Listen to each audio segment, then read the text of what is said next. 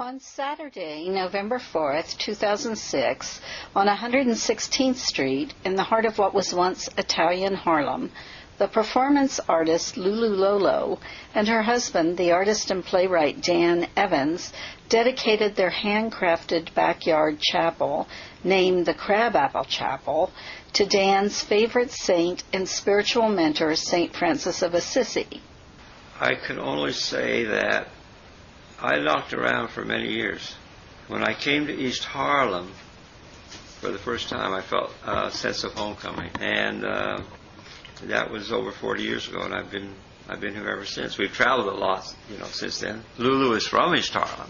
I met her, and we've been together ever since. I came to East Harlem, met her, and that's been our life. And our boys grew up here, and East Harlem was always the place I was looking for, and I luckily found it. We feel very lucky that when we got this house, this brownstone, to have a backyard in the middle of Manhattan.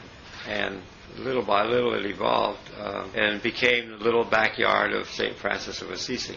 My closest friend for many years, a lifelong friend, Tom Yeomans, gave me an apple tree, the crabapple tree, when we first moved in here, which was about 35 years ago. It was supposed to be a small crabapple tree that only grew 10 feet, but it grew now, as you know, 30 to 40, 50 feet. It's as high as the house, as the building. Anyway, we've always spent time in the backyard and loved it, and it's been sort of a sacred place. And one day, 2 or 3 years ago, we were out there, see St. Francis and his sidekick brother Leo lived in a tiny little hut that they called the Porciuncula, which means the little portion. And after he died, and many years later, they built a big fancy gold cathedral over it, which would have horrified him, but it's still there. Anyway, we were talking about that in the backyard one day, and I said to him, we ought to build a little one here. And I was thinking of just, getting some twigs and making a little place where you could crawl in, sort of a hovel. And he said, that's a good idea.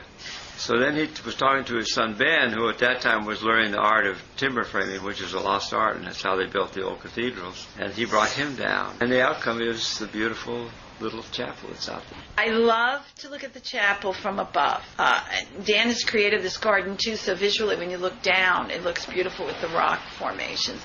And the thing I love about the chapel first of all, of course, it's such a symbol of the friendship of Dan and Tom, and through his son. And I see it as such a beautiful work of art. I happen to love Gothic cathedrals. I love Notre Dame in Paris, and we just went to Chartres and Mont Saint-Michel, and I just love the Gothic, and I love that. But what I love now is that people are contributing to the chapel and adding a part of themselves, and I think, and how it's evolving. That's the part I love the most.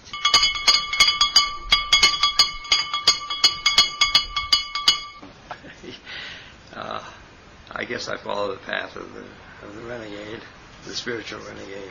If you follow what's deep inside your heart, things work out. If you believe it. So I've been lucky. I've been very lucky.